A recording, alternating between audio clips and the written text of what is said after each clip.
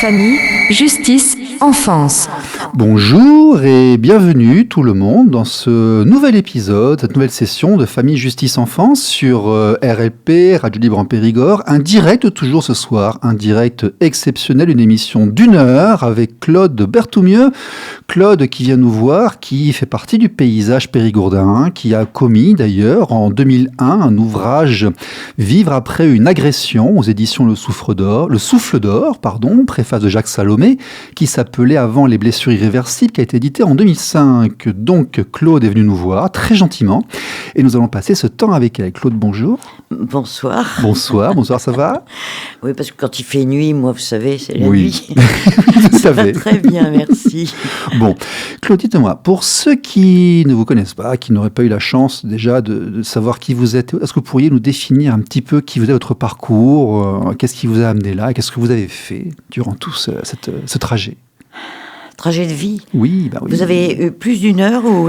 Non, on va résumer. En fait, vous êtes psychologue de formation. Oui, voilà, je suis psychologue diplômée de formation. Vous êtes passé par quelle université? L'université de Toulouse. Vous étiez à Toulouse, ouais, avec Nougaro, tout ça. Toulouse, voilà, avec voilà. Nougaro, c'était un copain d'ailleurs. D'accord. Vu mon grand âge, j'ai 76 ans quand même, et des poussières. Oh, mais il vous reste plein de temps à faire. C'est à la moitié. Absolument, oui, c'est la moitié.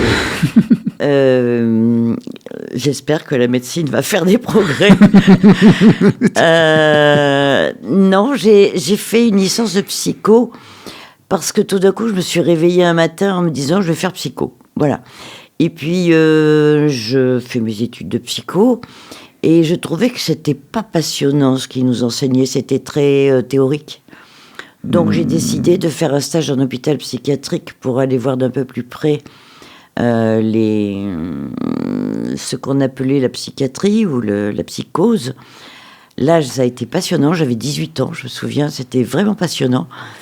Et bon, après, j'ai laissé tomber parce qu'après avoir eu ma licence de psycho, je ne savais pas trop ce que je voulais faire. Et j'ai été prof de français en Afrique, en France. Bon, j'ai fait vous avez été expat? J'ai été expat. J'étais un peu... Ça, c'est bien. Pour le multiculturel, la compréhension du monde, c'est très, très bien. Voilà, et puis en rentrant, j'ai fait, pour tout vous avouer, 5 ans de théâtre, parce que c'était un de mes choix premiers, c'était de faire du théâtre. Et au bout de ces 5 ans de théâtre, comme tout le monde le sait peut-être, quand on fait du théâtre, ça soulève pas mal de lièvres. Je suis tombée du jour au lendemain dans la psychothérapie, mais je dis bien du jour au lendemain, en contact avec les premiers groupes de psychothérapie de type qu'on appelle maintenant cognitif. Mais moi, à l'époque, c'était plutôt abréactif, puisque c'était des thérapies émotionnelles, primales, rebirth, des choses où on allait chercher très loin. Et je me suis trompée de porte un soir à la fac de lettres, où je faisais du théâtre à l'époque. Je me trompe de porte et je tombe dans un cours d'expression totale de monsieur Lobreau, qui était un des premiers qui avait lancé les sciences de l'éducation à Vincennes, à l'époque, à Paris. Hein. Et à la fin de ce cours, où je me suis manifestée pour aider un jeune homme qui n'allait pas bien, moi j'attendais que le cours commence, je n'avais pas vu qu'il avait commencé en fait. Et à la fin de ce cours, il m'a dit « Mais quelle thérapie tu fais toi parce que tu viens de faire un acte thérapeutique. » Ah. Et je lui ai répondu, ça c'est une super idée, puisque mon père veut pas que je fasse du théâtre, je vais être psy. Et je suis partie aux États-Unis, pratiquement 3 mois après, pour me former aux États-Unis, en primal thérapie, des thérapies émotionnelles fortes, puissantes. Et quand je suis rentrée, j'ai été contactée par un autre qui faisait de la primal thérapie, et qui m'a dit viens me voir, tu vas peut-être travailler avec moi. Ça s'est enchaîné comme ça, sans que je sache pourquoi. Ensuite, j'ai créé le premier centre de développement personnel en France. J'en suis fière. Ça s'appelait le CEDRE, Centre Énergie, Développement, Renaissance, Éveil. Il y avait tout le programme. On a vraiment travaillé au CEDRE pendant 10 ans.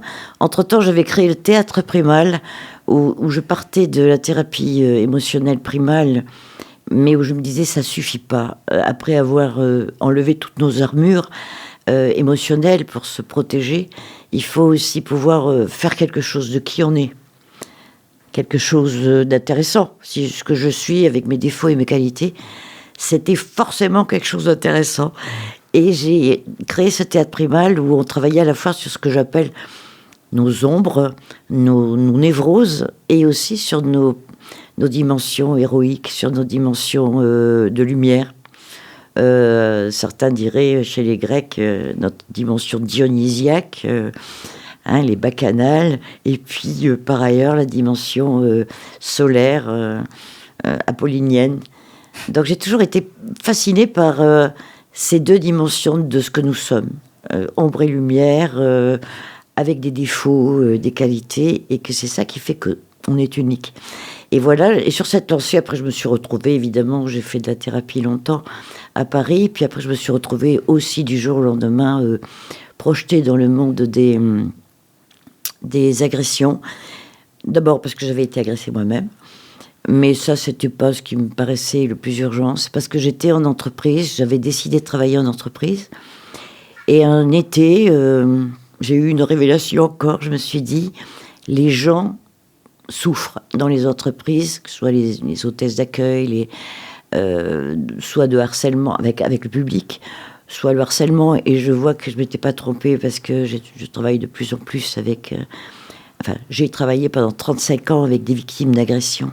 À une époque où la parole était peut-être beaucoup moins libérée qu'aujourd'hui, voilà. Où les choses ne se disaient pas et se gardaient beaucoup plus. Voilà, il a fallu que... J'ai fait partie un peu des pionniers en France qui disaient aux victimes, parlez, exprimez-vous, faites remonter, que ce soit une agression verbale. C'est le début déjà, définir, mettre des mots sur quelque chose, c'est déjà commencer à l'envisager, le soigner, déjà le mettre en face de soi. Mettre des mots, parce que en fait, j'ai eu, figurez-vous, par la suite, j'ai fait pendant 10 ans, j'ai aidé des victimes à se libérer du choc de leurs agressions. Dans le cadre de grandes banques ou même la Poste m'a employé, ils voulaient m'employer à plein temps parce qu'ils étaient extrêmement agressés dans les bureaux de poste, il y avait des cambriolages non-stop, donc j'ai beaucoup travaillé avec les gens, les séquestrations, les cambriolages, et c'était quotidien, et j'ai eu dans mes stages des gens qui avaient été cambriolés jusqu'à 8 fois. Oula. Pas cambriolés, de paix on va dire, et qui ne s'en étaient jamais remis. Ouais. Donc j'ai fait ça pendant 3 ans, puis après je me suis retrouvée en train de travailler avec les gendarmes. Je suis même venue travailler à Saint-Asti, à côté, à l'école de gendarmerie. Voilà, donc c'était un parcours... avec les victimes d'agression, ça a duré à peu près 35 ans. Je suis encore d'ailleurs amenée à intervenir. Après, alors j'ai élargi le concept d'agression par quelqu'un d'autre, parce que je m'intéresse aux agressions de la vie en général. Oui. Apprendre un décès ou apprendre qu'on a une maladie ou qu'un proche a une maladie ou que votre enfant va mal. Tout ça, ça perturbe profondément, ça fait peur. Donc effectivement, ça c'était la deuxième question que je voulais vous poser. Maintenant, on va définir l'agression, voilà, pour mettre effectivement un sens à un mot qu'on va employer beaucoup durant l'émission. Qu'est-ce qu'une agression ? Qu'est-ce qu'on définit comme étant une agression ? Donc voilà, on va vers le concept intellectuel pour en parler ensuite. Voilà. Alors, l'agression, c'est un événement qui vous arrive, généralement violent, perçu par la personne comme étant violent, parce que quand je dis agression de la vie, c'est au sens large, parce que c'est forcément un phénomène court ou ça peut être long ? Il y a un phénomène, alors justement, pour une agression, la plupart des victimes d'agression que j'ai eues, c'était un événement qui a duré 3 minutes. Par exemple, un hold-up, ça dure 3 minutes et vous pouvez vous en trouver affecté pendant des années. En général, il y a le caractère de soudaineté qui fait partie de l'agression. Une soudaineté avec très souvent un sentiment, ce qu'on appelle de mort imminente. C'est-à-dire, ça c'est la grosse agression, un sentiment que notre vie est en danger. C'est-à-dire que c'est un événement violent qui va vous mettre en état d'alerte au-delà de votre alerte habituelle, Oui. du niveau du seuil de D'accord. vigilance. Voilà. Je ne sais pas si j'ai assez défini l'agression, parce que... alors, il y a les agressions courtes, les événements soudains auxquels on ne s'attend pas, et puis il y a les agressions, c'est ce que j'appelle le supplice chinois, c'est-à-dire ça peut être tout au long d'une vie, ou par exemple comme le harcèlement. Ça, c'est dans le domaine professionnel, par exemple, le harcèlement moral ou le harcèlement sexuel. C'est subtil, c'est pas violent, apparemment. D'ailleurs, c'est ce que je dis dans mon livre au début. C'est pas violent, forcément. Mais c'est doucereux, j'appelle ça.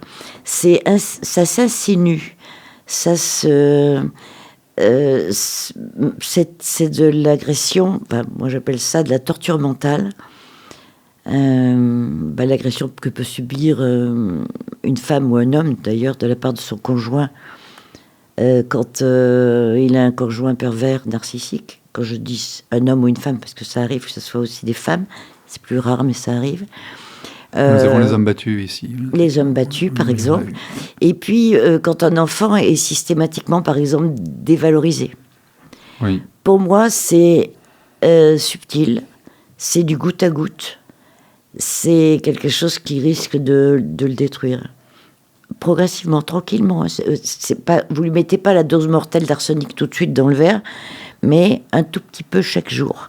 Non, mais je comprends assez bien. On peut aussi parler de violence institutionnelle qui devient une agression, en fait. C'est ça. La façon de ne pas résoudre ou de mal résoudre les dysfonctionnements, de traiter les victimes, voire les séparations familiales ou les gens qui perdent leurs enfants parce que la lenteur administrative ou ci ou ça, les liens se perdent parce qu'il ne se passe rien durant 2 ou 3 ans. Ça fait une agression quelque part, mais qui se passe sur le long terme. Absolument. Et puis, il y a des conflits parfois avec des éclats de voix et des gestes malheureux. Et là, c'est une agression effectivement très courte dans le temps, mais qui peut aller extrêmement loin parce que c'est un environnement, la famille, où il y a aussi des morts, il y a des gens qui meurent. Donc, ouais. Oui, puis il y a des gens qui meurent parce que, d'abord, sous les coups, ça va de soi, des enfants aussi malheureusement, ou de malnutrition parce qu'ils sont laissés à eux-mêmes, j'appelle ça les enfants Mowgli, vous savez, les enfants sauvages, ça existe. On croit que dans notre société, l'enfant est roi parce que on en a fait un enfant roi. Mais en réalité, moi, je trouve qu'il y a quand même beaucoup d'enfants qui souffrent en silence. Parce que les grands, ce sont des grands. Et qu'ils n'ont pas la force de s'affronter à eux. Mais les grands, je les appelle les grands comme si j'étais toute petite, mais c'est comme ça que je les voyais, moi, en tout cas, en tant qu'enfant, ne se rendent pas compte que la moindre angoisse, la moindre friction entre eux, la moindre tension dans le couple, par exemple, parental, peut provoquer un stress énorme chez l'enfant. Et je vais même plus loin, si vous me permettez. Ça peut se produire même avant la naissance. C'est-à-dire qu'avant la naissance, si la grossesse se passe mal parce que la mère est angoissée, parce qu'il y a des tensions avec le père en permanence, etc., l'enfant va le ressentir. Et moi, je traite aujourd'hui des adultes qui ont été traumatisés avant la naissance. À la naissance aussi, mais avant la naissance. Ça se traduit comment? C'est intéressant, ça. Alors, en général, évidemment, quand j'ai un client qui arrive... oui, parce qu'on ne l'a pas dit au départ, vous consultez toujours. Je consulte encore, oui. Vous avez un site qui s'appelle d-stress-psy. D-stress, il y a un petit jeu de mots, psy.com. Et vous consultez, vous proposez des formations, des vidéos. Donc dans votre parcours, vous amenez jusqu'à, même si à votre âge aujourd'hui, vous continuez à recevoir et à consulter. Bon, d'accord. Oui, avec mon grand âge... et votre expérience, bien sûr. Je me mets dans mon fauteuil et puis voilà. Tout à fait. Je consulte donc aussi par téléphone. Donc s'il y a des gens qui ne veulent pas se déplacer, je peux consulter par téléphone. Tout aussi. à fait, webcam et ce genre de choses. Oui. Et donc vous avez eu un client qui est venu et il savait que sa grossesse personnelle s'était mal passée? Et il ne le savait pas. Ah, vous l'avez trouvé? Non, c'était une femme. J'en ai eu plusieurs. Dans ma vie, j'en ai eu plusieurs. Mais Celle qui me vient à l'esprit, là, tout de suite, c'est une femme qui était venue faire 3 semaines. C'était dans les années 80. Ça se fait plus maintenant. 3 semaines intensives avec moi, où je la faisais travailler tous les jours, pendant 2-3 heures. Travailler, ce que j'appelle travailler sur elle-même, en émotionnel, en travail vraiment profond. Et je savais par son frère qu'elle était malade. Elle ne me l'avait pas dit. Mais bon, elle était psychothérapeute elle-même, elle faisait le même métier que moi. Elle ne m'avait pas tout dit, en fait. Et puis un jour, elle était allongée, je la faisais travailler, puis tout d'un coup, je ne la voyais plus respirer. Et je lui dis, mais qu'est-ce qui se passe? Et elle ne répondait pas. Bon, j'ai bien vu qu'elle n'était pas morte, mais elle était en sous-respiration. Et elle me dit, il ne faut pas que je bouge. Alors j'ai dit, comment ça, il ne faut pas que tu bouges? Elle me dit non, parce qu'elle va s'apercevoir que je ne suis pas morte. Oh mon Dieu. Oui, c'est fort ce que je vous dis là. Ah oui, là, vous dites ça en une session, on déduit plein de choses, là, oui. Oui, ça veut dire que sa mère, pendant sa grossesse, tout à fait au début, avait essayé d'avorter. Et elle a senti le danger, mais un danger phénoménal. Et tout d'un coup, le fœtus n'a pas réfléchi, parce que le fœtus, ça ne réfléchit pas, hein, ça n'a pas de mots pour réfléchir. Le fœtus s'est immobilisé à tel point que la mère a cru qu'elle avait réussi son coup. Waouh. Du coup, elle n'a pas bougé pendant au moins 2 mois, histoire d'attendre que ça dépasse le... Enfin, c'est incroyable comme histoire. Et ça m'est revenu, moi, la semaine dernière. D'accord.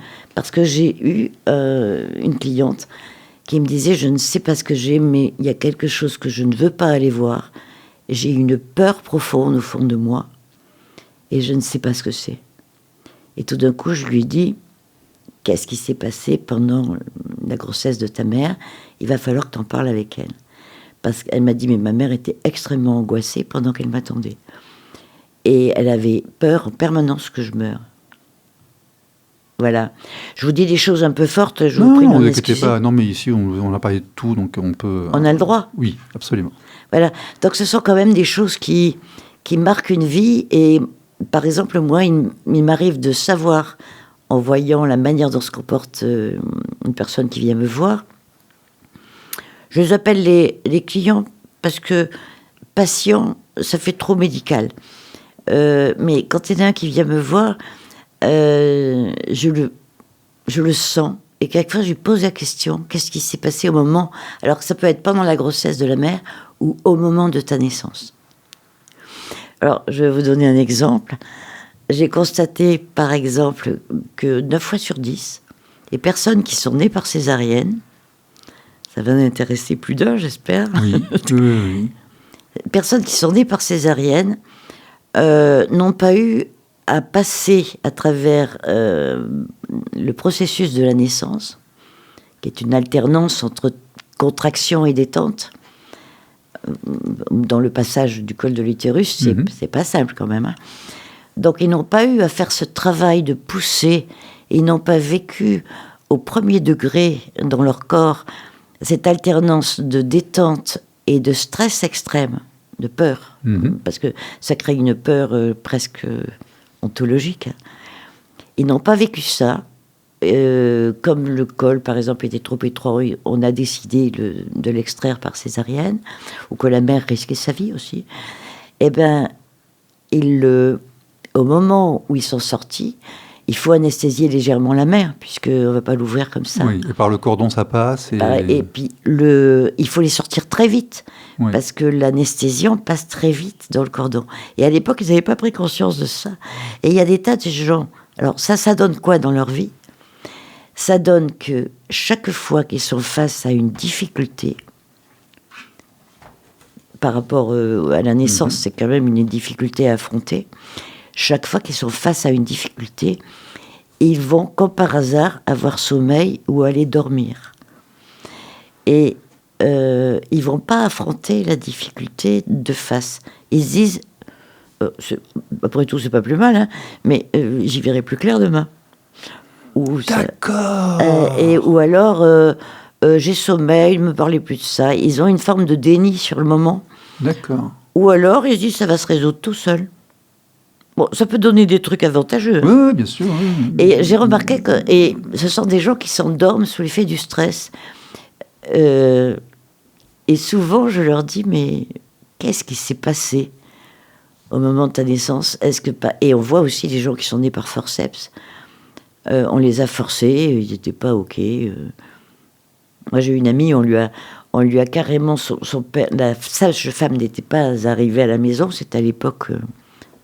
où on pouvait accoucher à la maison. Le père a eu peur, et quand il a vu la tête arriver, il a mis la main dessus pour l'empêcher de sortir. Non. Oh. Et ben on a découvert ensemble, elle est devenue psychothérapeute par la suite, on a découvert ensemble que dans sa vie, j'ai bossé avec elle dans mon centre, c'était mon associé principal, que dans sa vie, et je le voyais, je le vérifiais tous les jours, chaque fois que je lui proposais quelque chose, elle disait d'abord non. Et puis elle réfléchissait un peu, et le lendemain, elle disait oui. Comme si ce qui s'était passé à sa naissance l'avait bloqué. C'est d'abord non. Donc son élan premier était coupé. Et ensuite, c'était OK, on peut y aller. Alors, il y a du monde qui ont eu des problèmes durant leur naissance. J'ai l'impression, mais bon, c'était... Vous voulez dire quoi? Oh, que la négativité ambiante me fait dire que... Bon, oui. Non, mais alors, par contre, ce qui m'intéresse, que j'ai un cas qui est très proche de moi, là, la naissance par forceps, qui a une époque d'ailleurs déformée, la boîte crânienne, un petit peu, et autres. Là, par contre, ça a aussi une application? Ah oui. Oui, ce sont des gens qui peuvent, bon, c'est pas à 100%, mais j'ai beaucoup travaillé autour de la naissance, comme l'avant, le pendant et l'après, comment ça s'est passé. Parce que notre vie va être symbolique, va être une sorte de reproduction du scénario de la naissance. Par exemple, je connaissais quelqu'un qui était très rebelle, qui ne voulait pas sortir. Enfin, elle s'est présentée par le siège, comme on dit. Et je lui dis, toi, tu as d'abord dit, tu as montré à tout le monde, d'abord. Et comme on l'a aidée à se retourner, parce qu'évidemment, les sages-femmes savent faire ça. Et ensuite, on a été obligé de la forcer parce qu'elle voulait pas. Elle voulait pousser vers le haut, elle voulait pas pousser vers le bas. Elle s'était pas retournée. Et on voit qu'il y a des gens dans leur vie qui, quand ils sont face à une impasse, si vous poussez vers le haut, vous n'allez pas pouvoir sortir par la gorge, ni par l'estomac. Donc, quand ils sont face à une impasse, ils vont insister lourdement. Et quelquefois, on se perçoit, quand je leur pose la question, c'est qu'en fait, ils sont nés par le siège. Enfin, ils ne voulaient pas se retourner. Alors, quand vous êtes dans une impasse, la seule manière d'en sortir, c'est de vous retourner et de sortir par là où vous êtes arrivé. Et il faut savoir quand même, je pense, là je vous parle de la naissance, mais il faut quand même savoir que c'est l'enfant qui déclenche le processus de la naissance. Mais quelquefois, il le déclenche, mais un petit peu à l'envers. Je suis arrivé le point en premier avec le cordon qui m'étranglait, puis ils ont dû prendre un forceps. Eh ben, mon pauvre ami, du coup, il est entouré de fils dans le studio. Oui, mais tout va bien. Et le point en premier. Ah oui. Oh, il paraît que j'ai hurlé. Le point en premier. J'étais en revendication dès le départ, moi. Oh, mais vous êtes heureux. Ah, voilà. Un révolté d'emblée. C'est ça. Voilà. Il arrive le point. Ça va pas du tout. Ça va pas du tout. Et c'est presque. Oui, c'est une façon aussi de forcer le passage. D'avancer pour forcer le passage, mais pas avec la tête. Ils ont dû me tirer, vous en rentrez. Ouais, mais alors il a fallu mettre les forceps. Donc, ça va dépendre. On va pas faire une analyse tout de suite. Non. Mais c'est vrai que ça peut. Les gens, il faut quelquefois les forcer un peu pour que il faut qu'ils sont têtus, quoi. Il faut qu'ils aient vraiment envie d'y aller. Et puis quelquefois, ils se font un peu prier, comme on dit. Ça vous parle? Je sais pas. Non. Bon. C'est intéressant d'arriver le point en avant. Ouais. Si on faisait une étude statistique sur tous les rebelles, ce serait intéressant. Oui, c'est pour regarder. Ok. Bon, on en parle juste après ça. RLP. Radio Libre en Périgord. Famille, justice, enfance. Bon, Claude Berthoumieux sur RLP avec nous. On vient de passer ce petit moment très agréable là sur les traumas durant la grossesse et durant l'accouchement. On n'y pense pas, mais effectivement, il y a des conséquences, des incidences sur les gens. Vous avez fait un très très gros travail sur les agressions. Allez, rentrons dans le sujet. Comment on fait pour se remettre? Comment on survit à une agression? On a été touché. Vous avez dit, on a presque eu une NDE. Là, on a vu en tout cas, on s'est senti vraiment en danger, bousculé. Nos convictions internes ont été, c'est allé loin et autres. Comment on efface? Comment on vit avec? La première chose après une agression, c'est de reconnaître que c'est pas forcément facile. Et le premier deuil qu'il y a à faire après une agression, c'est quelquefois le deuil de la vie d'avant. Parce que finalement, un peu comme dans le processus de naissance, au départ, on est dans un monde océanique. On est tout petit à l'intérieur c'est la béatitude, on est bercé dans l'illusion du bonheur. Tout va bien, on a mis notre vie en place, tout va bien. Et puis tout d'un coup, il se produit un événement qui va tout bousculer, tout remettre en question. Et c'était pas un NDE, c'était le sentiment de mort imminente. Ouais, c'est-à-dire le sentiment que là, notre sécurité profonde, ontologique. On est sorti de la zone de confort. On vraiment, est sorti. On est carrément décalé. Il y a même, bien sûr. Et ça va même très loin. Il y a en danger. Il y a des gens qui sortent de leur corps à ce moment-là. Ils savent plus ce qui leur arrive. Ils disent, je ne me souviens plus. Ils sont spectateurs, ils ont de une ce qui amnésie. s'est passé. Ils ont une amnésie comme... moi, j'ai eu un accident, je sais que ça m'a fait ça. C'est une amnésie totale. Et puis après, il faut se remettre de ça. Alors effectivement... il faut savoir quand même, si vous permettez, allez-y. que le syndrome de choc post-traumatique, on en parle beaucoup maintenant, il l'avait remarqué au départ avec le syndrome de guerre, c'est-à-dire le choc post-traumatique avec le Vietnam. Ils se sont intéressés à ça à cause des guerres. Mais comment on s'en remet? La première chose, ça va être d'abord d'accepter de vivre consciemment des symptômes qu'on n'a jamais eus. Par exemple, j'ai jamais été angoissée. Eh bien, juste après, pendant l'agression, on a une sorte de sidération quelquefois. On est sous le choc. C'est pas forcément mais juste après, il peut y avoir, pour certains. Alors c'est très important. Pour certains, la réaction peut être immédiate, c'est-à-dire le soir, ils vont tourner ça dans leur tête, etc. Et puis, ils vont pas pouvoir dormir parce qu'ils se refont le film en permanence. Pour d'autres, il va y avoir un temps de latence. Ce qu'on appelle le temps de latence entre l'apparition des symptômes. Et ce temps de latence, il peut prendre une demi-heure jusqu'à prendre 15 jours. Et il y a des gens qui vous disent « Oh, moi, j'ai eu un hold-up. » Enfin, à l'époque, c'était comme ça. Mais ça va. Et 15 jours plus tard, ils voient arriver un bonhomme qui ressemble vaguement à celui qui les a hold-upés et qui casse. Et là, ils surréagissent. Donc, après une agression, vous allez être en état d'hypervigilance. Vous avez mis,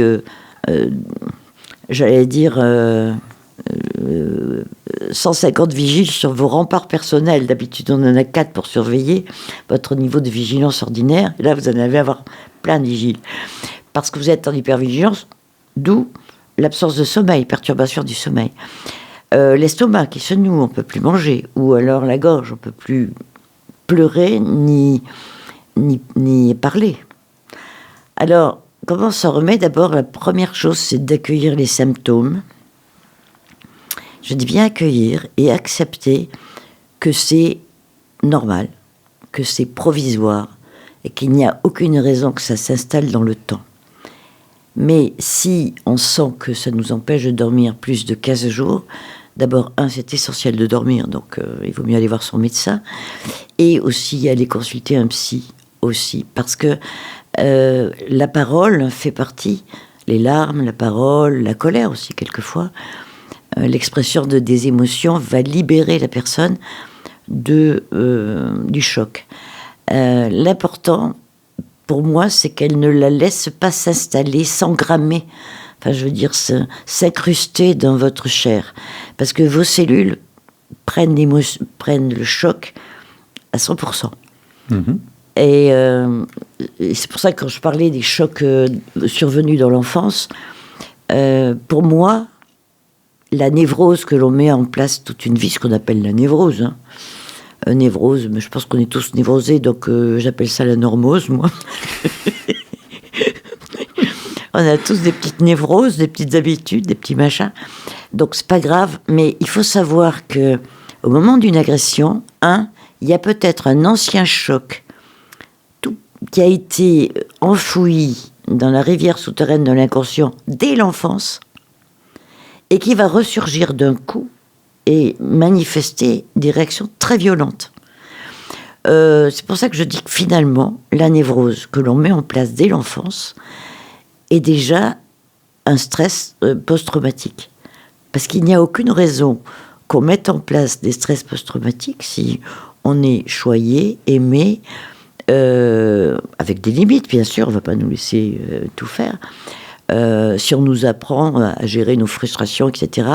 Bon, mais le moindre événement, moi je peux parler de moi si je peux. Allez-y. On est entre nous, je ne le dirai à personne. Oui, vous le direz à personne. Répétez pas ça.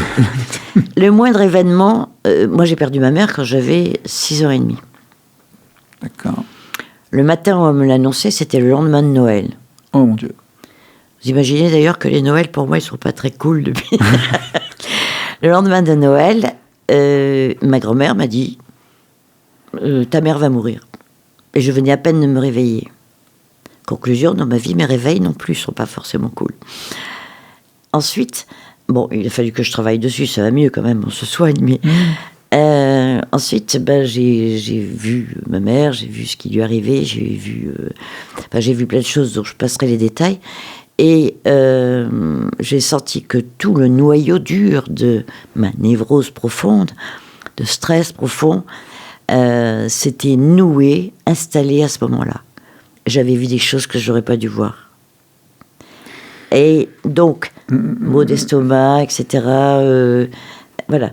Ce qui fait que chaque événement par la suite, j'ai eu des accidents de voiture par la suite, chaque événement va réactiver le trauma initial. Il y a plusieurs pensées qui me viennent en vous écoutant. Là, je les ai notées, enfin, je les ai intériorisées pendant que vous parliez.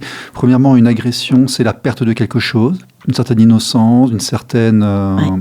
C'est aussi l'acquisition d'autre chose qu'il faut accepter en déculpabilisant. Comme nous, on dit souvent, c'est pas de votre faute, c'est ça. Donc il y a des choses qui viennent, qui sont comme ça.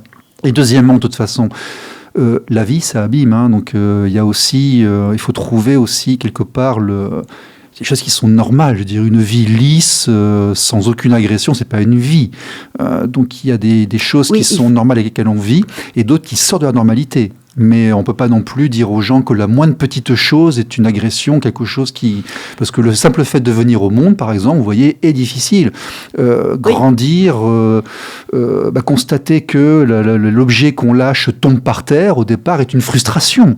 Donc la définition de l'agression, de ce sur quoi on n'a pas la main, en fait, peut aller extrêmement loin. Donc il faut aussi... Bon. Alors, vous avez raison. Ce sur quoi nous devons être vigilants et travailler en profondeur, c'est ce que j'appelle la sécurité intérieure. Nous sommes naturellement doués pour le bonheur, mais on ne le sait pas parce que justement on a laissé s'accumuler les choses. Alors, c'est pour ça que je dis l'enfant lui va pas pouvoir exprimer tout de suite, parce qu'il n'a pas les mots pour le dire. Mais dès qu'il a les mots pour le dire, moi je conseille souvent aux personnes qui viennent me voir, je leur dis, si votre enfant depuis quelque temps, il change de couleur, il va pas bien, il mange pas bien, il a des soucis à l'école, c'est qu'il a quelque chose à dire. Enfin, qu'il n'arrive pas forcément à dire. Parce qu'une des manières de libérer les chocs que l'on a, c'est d'en parler. Alors, vous avez l'impression que j'exagère un peu en disant que la moindre chose pourrait... Non, mais je je n'ai pas dit comprends. que vous... Mais en fait, j'essaie d'exprimer le fait, en fait. Je comprends il y a tellement très de bien. choses. Ça peut être une agression, à un moment donné, il faut bien vivre. Le monde est comme ça, il est fait ainsi, il faut bien avoir son petite armure aussi. Donc il faut traiter ce qui est peut-être plus fort que la normale. Voilà. On est d'accord. Mais on est responsable d'entretenir en soi et autour de soi une énergie où les choses se libèrent au fur et à mesure. Par exemple, c'est à ce niveau-là que je le dis. Si j'ai une rancœur contre X parce que X m'a injurié ou m'a fait du mal en me disant, ça peut être un collègue, ça peut être n'importe qui, ou mon conjoint, ou même mon enfant.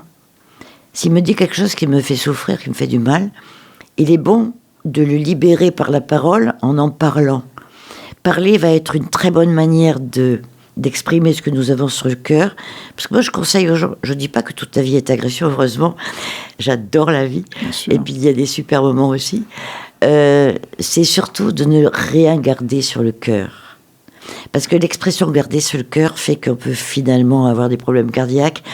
Pour moi, toute agression peut, à un moment donné, c'est ce qu'on appelle la névrose post-traumatique. Si ça s'installe trop dans les mois qui suivent, au bout de 3 mois, on peut considérer qu'il y a encore 14% de personnes qui n'ont pas libéré leur choc et qui vont installer une petite névrose post-traumatique qui vont faire qu'elles ne vont pas vouloir sortir de chez elles ou qu'elles vont avoir peur. C'est ces choses-là qu'il ne faut pas laisser s'installer. Il faut en parler. Plus vous en parlerez, plus vous dessinerez autour, parce que l'art peut être une bonne manière de s'en libérer. L'écriture, la musique, il y a différentes manières de se libérer. Vous m'avez demandé tout à l'heure comment on s'en libère. Moi, je dis qu'on s'en libère, parce qu'on n'oublie pas, mais il ne faut pas que... Ce n'est un bon moyen, hein. Je dirais, aller devant les gens et sortir tout ça, c'est un très très bon moyen aussi, ça marche très bien. Hein, il ne faut surtout pas le laisser s'imprégner, s'incruster. Et d'ailleurs, faire une psychothérapie, c'est tout simplement dégager des trucs qui ont bouché les canalisations depuis longtemps aussi. Hein. Tout simplement une canalisation qui garde un petit peu de gras, un petit peu de trucs, un petit peu machin. Au bout d'un moment, elle se bouche.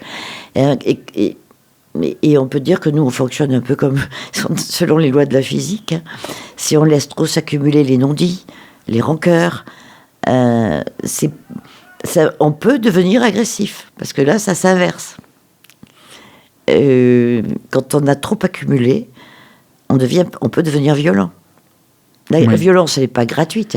Non, mais je comprends très bien ce que vous en faites. Un burn-out, on ne peut plus, on n'y arrive plus, ça sort de tous les côtés, il y a des étincelles, absolument. On se lâche. Oui. Tout d'un coup, c'est cramé à l'intérieur, il n'y a plus personne. Quoi. J'ai vu des gens, moi... C'est dangereux d'ailleurs. Parce que... J'ai vu des gens quitter leur bagnole en plein embouteillage en disant « j'y vais plus, c'est fini ». Oui, le film Chute libre. Chute libre, ouais. Vous l'avez vu ce film ? Non, pas lui. Chute libre, il est dans sa voiture, il a une petite mallette avec 3 pommes dedans. Il vient de se faire virer, il fait semblant d'aller au boulot, il y a l'embouteillage, puis tout d'un coup, il quitte la voiture, il s'en va, et puis il devient fou, commence... voilà, il pète un plomb, et voilà. Tous les tabous, toutes les protections intérieures ont sauté. Bon, alors, dites-moi, là, dans les cas d'agression, ce qu'on appelle le supplice chinois, supplice chinois. La goutte d'eau. La goutte d'eau, régulièrement, il y a des gens... Bon, je suis confronté à une population, par exemple, on va dire, voilà, vous ne voyez plus votre enfant, vous le voyez un petit peu, 2-3 jours par mois, un tout petit peu, par exemple, et avec quelqu'un en face qui... C'est extrêmement cruel, c'est assimiler une agression. Comment on survit à un truc comme ça, sans devenir fou, sans faire un acte irréparable ? Oui, parce que c'est une... Vous voulez dire quelqu'un qui ne peut plus voir son enfant pour des décisions de justice ou des choses comme ça ? Oui, et puis, en fait, perdre un enfant, c'est une société de recomposition, si vous voulez, donc ça fait partie de la société. Et puis on se rend compte que beaucoup de gens sont confrontés à ça. Et je trouve que l'ADN de l'émission, elle est aussi par rapport à ces parents qui n'arrivent plus à voir leurs enfants alors qu'ils voudraient le faire, les comportements d'aujourd'hui. Et beaucoup de gens avec qui je discute, le fait de voir leur enfant uniquement 4 jours par mois, oui. Le vivent très mal, extrêmement mal. Et en plus, ils sont en permanence soumis à une pression. En plus, sous surveillance. Sous surveillance, on remet les passages de bras sont devant le commissariat. Si t'es pas gentil, on ne changera pas pour l'anniversaire. Il y a un petit chantage, il y a une pension alimentaire. Combien tu gagnes ? Donc, ils ont vraiment l'impression d'être tenus en laisse ou en face d'une canne à pêche pour avoir le droit de voir un petit peu leur enfant. Ça, c'est extrêmement cruel et ça fait des gens qui ensuite parfois dépriment. intimes ou Oui. ont des répercussions, ou parfois qui ont des gestes malheureux, que j'excuse pas, hein, mais qui passent justement les L'acte, systèmes de oui. sauvegarde qu'on a dit auparavant, parce qu'on leur, on leur appuie sur certaines choses. Il y a une souffrance très forte par rapport à ça. La souffrance est intolérable. Oui. Alors, comment on gère quand on est... Parce que je pense qu'être victime d'une souffrance comme ça sur la durée, c'est cruel et c'est une sorte d'agression. Ah, c'est une agression que la société nous fait vivre à ce niveau-là. Des décisions de justice peuvent être une agression. J'ai un ami qui a été privé de sa fille pendant... deux amis qui étaient privés de leur enfant pendant plus de 6 ans. Waouh. Il les voyait sous surveillance aussi. Ouais, comme les drogués, les violeurs, tout ça, les criminels. Ouais, ça c'est... En fait, c'est une souffrance. Moi, j'ai d'autres hypothèses, mais c'est pas... C'est une souffrance que de toute façon, il va falloir apprendre à vivre avec. Et pour ça, c'est on n'a pas le choix, donc il faut la gérer. Là, parce que, c'est important d'en parler, d'avoir quelqu'un à qui en parler, que ce soit quelqu'un dans un institut où on peut aller parler à un psy de temps en temps si on n'a pas trop de sous aussi, parce qu'il y a ça aussi, cette réalité. Il faut en parler régulièrement. Moi, je conseille aussi d'écrire un journal qu'on pourra lire aussi à quelqu'un, qu'on prend à témoin, parce qu'on ne peut pas non plus en parler tout le temps aux parents et aux amis, parce que c'est une souffrance pour eux aussi. Voilà. Donc, c'est une réalité que la personne vit, qu'elle subit. Elle a... J'allais dire, le but ultime serait qu'elle arrive à faire de ça une opportunité, avec l'aide d'un thérapeute en général c'est plus facile, mais une opportunité d'évolution personnelle. C'est-à-dire, comment vous dire ça ? Je ne crois pas qu'il y ait de souffrance que l'univers, on va dire ça, nous fasse vivre, qu'on ne soit pas capable d'affronter. Ça veut dire que peut-être cette personne a besoin... besoin, c'est... Attention, hein, je pèse mes mots là. Parce que besoin, ça ne veut pas dire envie. Et elle ne trouve pas ça drôle. Mais peut-être qu'à travers cet événement, à travers cette situation, elle va pouvoir trouver l'occasion de développer la meilleure part d'elle-même. Moi, j'ai eu des personnes dans ma vie qui avaient perdu un enfant à 20 ans. La mère en avait 40, fils 20. Et c'est une souffrance inimaginable. Elle a transformé sa vie, j'allais dire, grâce, entre guillemets, à cette perte. Ça veut dire que toute souffrance qu'on rencontre dans la vie, si on la regarde le nez dans le guidon, c'est épouvantable. Si on essaye, avec l'aide d'un spécialiste, de prendre un peu de recul, ou si on croit à quelque chose, parce que ça peut aider aussi. Je pense à ceux qui ont la foi, une foi dans n'importe quoi, hein, mais qui ont une foi, ça peut les aider à comprendre que peut-être ce passage est un passage étroit. C'est la fameuse porte étroite. Moi, j'ai par exemple une éducation au départ chrétienne, la fameuse porte étroite, qui permet de passer à travers la souffrance de cette vie, d'en comprendre le sens, et peut-être se dire, mais en fait, pourquoi je vis ça ? Ça peut être intéressant de se poser la question. Et ça pourra devenir qu'un meilleur parent par la suite. Oui, après le temps passe. Hein. Le temps passe. Mais parce que c'est difficile d'entendre ça, mais par exemple, j'ai une cliente récemment qui est arrivée, elle vient d'apprendre qu'elle avait un cancer du sein. Très honnêtement, je l'ai vue 10 fois avant. Là, je ne l'ai jamais vue aussi légère et joyeuse. Alors je me suis dit, waouh, pourtant il y a le parcours du combattant. Hein. Mm-hmm. Elle n'a pas encore choisi. Bref, et j'ai compris. C'est parce que depuis qu'elle a ça, tout le monde lui témoigne de l'amour. Tout le monde s'intéresse à elle. Tous ces les gens qui travaillent avec elle lui disent « Mais tu te rends pas compte de ce que tu nous as donné ?» Alors, moi, je me pose des questions souvent à ce niveau-là, mais parce que je me pose toujours beaucoup de questions sur le sens, avec un grand S, que prennent les événements dans la vie. Pourquoi ils nous arrivent. Moi, je sais que si je n'avais pas eu mon accident de voiture, à 18 ans, je serais devenu un chef d'entreprise autoritaire et sûrement très brutal, en tout cas très révolté, où j'aurais été, je sais pas, enfin, j'aurais fait la révolution, en tout cas, en France. Et là, je la fais autrement. Je la fais à partir du cœur, à l'intérieur, en aidant des gens qui ont besoin de l'être. Mais comme je dis, tout a un sens pour moi. Tout événement traumatisant, on peut en tirer quelque chose d'intéressant. Et ça, il y en a beaucoup qui me disent « Ouais, j'ai pas choisi... Je ne sais pas. Il y a un niveau où, en tout cas, même si on n'a pas choisi, on n'est pas responsable de la situation. On n'est pas coupable de la situation. Ça, c'est important aussi de le dire aux gens qui sont confrontés à ça. C'est toujours, encore une fois, c'est pas de leur faute. Alors, et effectivement, quand on doit subir quelque chose, perdre un enfant, c'est quelque chose de difficile. Je vois, j'ai ma grand-mère qui a perdu mon père. Bon, ça, mais il y a d'autres exemples comme ça. C'est pas dans ce sens-là que ça se passe normalement. C'est une douleur qui, effectivement, qui est assez dure. Et dans notre environnement, vous avez vu des personnes qui ont été privées de leur enfant. Oui. Comment on fait le deuil de quelqu'un qui n'est pas mort? Oui, alors, il faut surtout pas faire le deuil de l'enfant. Si on l'aime, il faut faire le deuil de la relation que l'on aurait imaginée, qu'on aurait voulu avoir. Que l'on aurait voulu avoir. C'est pas le deuil de l'enfant. Votre enfant, ça sera toujours votre enfant. Et un jour, il vous reviendra. Moi, je le disais à mes amis qui ont été privés de leur fils ou de leur fille pendant des années. Je lui disais, un jour, il reviendra. Peut-être que ça sera l'adolescence. Peut-être que tu auras été privé d'une partie de son enfance. Mais voilà, si tu étais sur une plateforme en mer du Nord et que tu vois ton gosse que tous les 2 ans, moi, par exemple, je voyais mes parents que tous les 2 ans quand j'étais petite. Vous étiez à l'internat?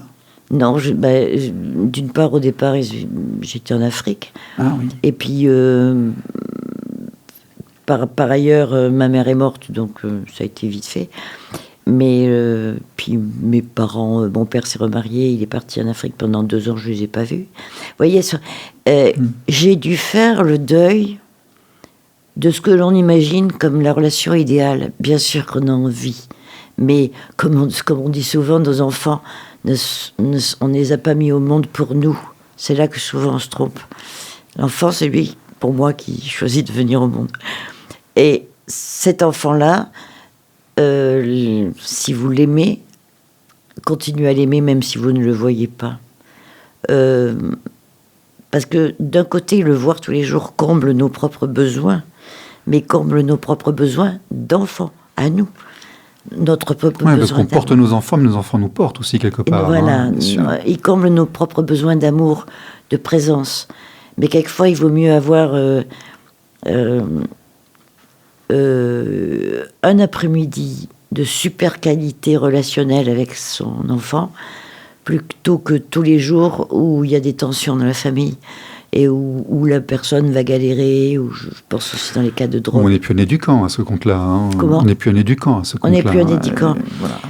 Quand on est parents pop-corn 4 jours par mois, on ne peut pas se permettre d'avoir des moments... comment dirais-je, donc il n'y a plus d'autorité, il n'y a plus de... Cette fonction éducative est absente, il n'y a plus de temps de loisirs, et on n'est plus un éducant du tout, donc on n'a plus la main sur beaucoup de choses. Non, on n'est plus un éducant, mais bon, si on ne peut pas faire autrement, on peut, ça dépend de son âge aussi, jouer avec lui, parler avec lui, lui faire passer des messages du type « non, ça tu peux pas ». Si on joue, par exemple, il triche, on lui dit « mais non, tu vois, ça c'est la limite, tu vas pas tricher ». On peut faire passer des messages essentiels à nos enfants. Mais je n'enlèverai jamais, moi je cherche même pas à enlever la douleur d'une séparation. On s'habitue. On a un pouvoir de s'habituer. On s'habitue à tout. On s'habitue à tout. Le truc, c'est qu'il ne faut pas faire le deuil de l'enfant. Faites le deuil de la relation que vous auriez aimé avoir. C'est pas pareil. RLP. Radio Libre en Périgord. Famille, justice, enfance. Claude Berthoumieux sur RLP avec nous. Dites-moi, pour conclure cette heure-là qui est très intense, très agréable, je voulais poser une question. Vous qui avez eu le parcours que vous nous avez décrit sur plusieurs dizaines d'années, qui avez pu observer la vie sur plusieurs continents, qu'est-ce que vous pensez de l'évolution du monde de la famille en Occident contemporain, la France d'aujourd'hui? Est-ce que vous avez des choses à dire sur ce que cet environnement familial devient en France par rapport à ce qu'il a été, ce qu'il a pu être dans le passé, et ce que vous avez vu ailleurs? Qu'est-ce qui a changé? Alors justement, moi j'ai vécu 20 ans en Afrique, j'ai vécu aussi en Inde, plusieurs mois. Plusieurs cultures. Oui. Plusieurs cultures. Les enfants dans les pays d'Afrique, en général, sont des rois, ils sont des dieux, mais pas des rois au mauvais sens du terme. Et je me souviens, moi, d'une phrase de quand même quelqu'un de connu, le Dalai Lama, qui disait, de la même manière que d'ailleurs qu'un disciple de Dolto, qui s'appelle Dodson, et qui a écrit un livre « Tout se joue avant 6 ans », que je recommande. « Tout se joue avant 6 ans ». Connu, oui. Il est connu, voilà. Eh bien, le Dalai Lama disait « Jusqu'à 6 ans, un enfant est un prince. On doit être à son service, d'abord parce qu'il dépend de nous, pour être nourri, etc. Après 6 ans, entre 6 et 12, il va apprendre à devenir un serviteur. Ça, c'est une façon de parler tibétaine. Ça veut dire serviteur, c'est pas tu fais tout dans la maison, la vaisselle et tout. Mais ça veut dire apprendre à obéir, parce que ça le structure aussi par rapport à une société, un clan dans lequel il va rentrer, où il y a des règles et des lois. Et ensuite, après 12 ans, ça sera un ami pour le restant de vos jours. Je trouve que la société... en France, il y a d'abord il y a une France fracturée, avec une société, on va dire, privilégiée, bobo, bourgeoise. C'est peut-être des mots anciens que je prononce là, mais qui va continuer à essayer de maintenir les valeurs, l'étude, réussir ses études, diplôme, etc., etc. En soi, c'est pas mal, mais bon. Moi, je dis qu'il y a des gens très chouettes qui réussissent sans diplôme. Maintenant, ça ne veut pas dire qu'il ne faut pas aller à l'école, parce que l'école nous structure, nous apprend beaucoup de choses. Mais il faut être cohérent, par exemple, entre... Je trouve qu'il y a une... les parents qui se déchargent, par exemple, sur les enseignants de leur propre irresponsabilité... Ça fait que tout le monde est malheureux. Les enseignants sont mal. Les enseignants, ils peuvent pas tout apprendre aux enfants. Les parents, eux, souvent, ils sont devenus parents sans l'avoir choisi. Moi, je trouve que ça se dégrade énormément parce que vous avez des jeunes adultes qui ont des enfants. Ok, super. Mais ils jouent un rôle. Ils jouent au rôle du papa ou de la maman, mais ils ne sont eux-mêmes pas matures. Donc la maturité affective, moi je trouve qu'aujourd'hui, ça se dégrade parce que... Enfin, est-ce qu'on l'est? Je vois une époque où on était maman, on était papa à 19 ou 20 ans, c'était extrêmement tôt. Est-ce qu'on est, de toute façon, à quel moment est-on vraiment prêt à accueillir un enfant, quelque part? Oui, d'accord, vous avez bien raison. Mais à l'époque, il y avait, comme ça se passait en Afrique aussi ou dans d'autres sociétés, il y avait... tous les grands-parents, oui, il y avait l'environnement qui venait avec, l'environnement qui était là. Oui. Moi, j'ai vu avec le sida, ça a beaucoup changé, puisque j'ai une amie qui a créé Solancy, puis ensuite Orphelin Sida International, et il n'y a plus cette famille qui va accueillir l'enfant. Il n'y a plus cet environnement sécurisant. Moi, je trouve qu'on vit dans un... C'est pour ça qu'il y a de plus en plus de violence, d'ailleurs, et de réactions, ou de plus en plus de drogue, parce que les gamins, après, se retrouvent ensemble, en clan. L'État cherche aussi à s'introduire dans la sphère familiale, c'est-à-dire qu'en fait, les enfants, l'autorité parentale est de plus en plus attaquée par l'État en Occident. Les enfants ne sont plus leurs parents, c'est quasiment l'État qui s'ingère, qui se met dans la relation parentale. Ah oui, de toute façon, avec des décrets par moments absurdes, enfin bon, je ne vais pas me lancer là-dedans. En tout cas, ce qu'il faut dire, c'est que les enseignants, par exemple, qui sont aussi des éducateurs par définition, ne sont pas chargés de faire ce que les parents devraient apprendre aux enfants. Et souvent, j'ai vu beaucoup de parents démissionner parce qu'eux-mêmes sont perdus. Oui, moi j'étais en Asie, si vous voulez, l'école travaillait pour moi, me faisait un compte-rendu quasiment hebdomadaire, extrêmement précis de ce qui se faisait avec mon enfant. Et quand je suis arrivé en école primaire en France, on m'a expliqué que non, il fallait pas l'aider pour ses devoirs à la maison et que c'est eux qui faisaient, moi j'arrêtais. Donc c'est moi qui travaillais pour eux à la limite. Donc il y a la société occidentale s'oriente de manière extrêmement différente de ce que j'ai pu voir moi sur d'autres continents, de ce qui se passe ailleurs. Mais de toute façon, on ne divorce pas en Afrique, on ne divorce pas en Inde, on ne divorce pas en Asie, on divorce beaucoup chez nous. Ils commencent à divorcer un peu partout dans les pays, malheureusement. Parce que le modèle occidental... Vous dites malheureusement non, je veux dire malheureusement, dans le sens que... là, c'est un autre sujet sur lequel on pourrait revenir, mais c'est l'amour. Je veux dire, beaucoup de gens se mettent ensemble sur un coup de désir ou sur un coup de foudre. Mais aimer, ça s'apprend. Je veux dire, c'est pas... La passion est innée, mais aimer sur la durée, ça s'apprend. Oui, c'est ça. D'accord. La passion est d'un coup. Mais la passion, elle est morbide. Si on la laisse, la symbiose permanente est morbide. C'est comme son enfant. Si on veut le garder toute sa vie, on va le perdre. C'est pour ça qu'à l'adolescence, ils ont besoin de s'affirmer, de dire non, de constituer leur autonomie. Mais quand ils le disent face à des parents qui eux-mêmes ne sont pas autonomes dans leur maturité affective, ça le fait pas parce qu'ils s'engueulent comme des gamins. Et puis maintenant aussi, je vois des adolescents ou des jeunes adultes parler à leurs parents ou à leurs grands-parents. Il y a vraiment une dégradation des valeurs. Moi, je m'étais dit que jamais je dirais de mon temps, mais je le dis quand même un peu parce que je veux dire, je voyais mes neveux l'autre jour parler à leur grand-mère comme s'ils parlaient à une copine. Et je leur dis, mais ta grand-mère, elle te comprendra jamais si tu lui parles comme ça. Et moi, je suis une grand-mère qui peut comprendre si on me parle comme ça, et encore, ça me choque.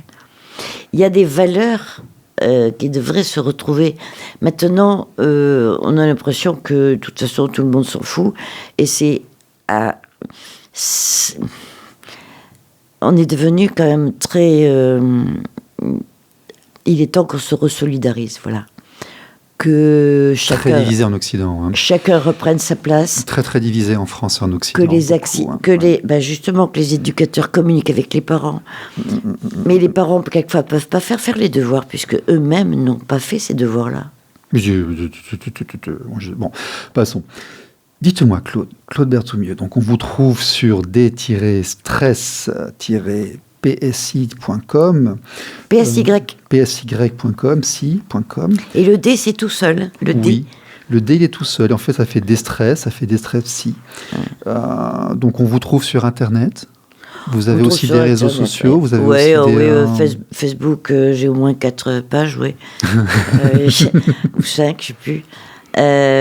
Parce que par ailleurs, je ne l'ai pas dit, mais j'anime des stages de clown pour les adultes. Oui, donc, encore un exutoire. Oui, un exutoire. Et ça, je peux vous dire que c'est génial pour oser être soi-même. Bien sûr. S'équilibrer et savoir jouer comme un enfant. C'est quelquefois utile aussi quand on peut jouer. Vous avez des petits projets là, des choses qui se profilent? Oui, j'ai des projets. Je vais lancer des formations sur le net pour aider les gens à trouver un sens à leur vie. Et aussi peut-être aider les personnes, je ne suis pas encore certaine, mais les personnes en période de transition, de séparation, à la faire cette transition. Je continue évidemment à travailler avec les victimes d'agression. Bien sûr. Parce que c'est aussi une sacrée transition de passer d'une vie à l'autre. Bien sûr. Moi, je suis très optimiste d'une manière générale, même si je parle de... je dis aux gens, là, vous rayonnez. Vous rayonnez. Vous êtes un rayon de soleil. Là, il y a plein de choses qui sortent de vous. Ah oui, c'est évident. Bon. C'est gentil. Bon. Même si quelquefois je dis des bêtises. Qu'est-ce que qui n'en dit pas? Et encore, sait-on vraiment que ce sont des bêtises? J'adore. Claude, merci d'être venu. Je vous remercie de m'avoir reçu. Merci. À bientôt. Au revoir. Au revoir à tous. RLP. Radio libre en Périgord. Famille, justice, enfance.